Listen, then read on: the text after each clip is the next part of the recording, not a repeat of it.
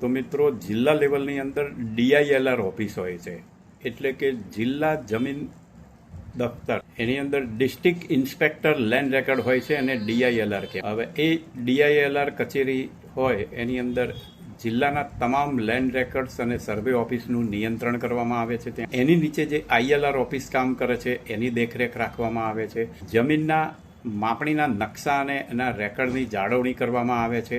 મોટા સર્વે અથવા ટેકનિકલ કેસમાં નિર્ણય અને માર્ગદર્શન આપવામાં આવે છે.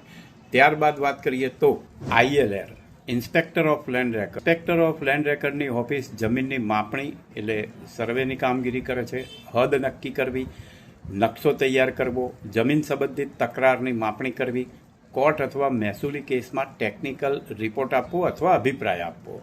તો આ ILRની ઓફિસ તાલુકા લેવલે આવેલી હોય છે. તો મિત્રો આનાથી આપને ખબર પડી શકશે કે DILR એટલે શું અને ILR એટલે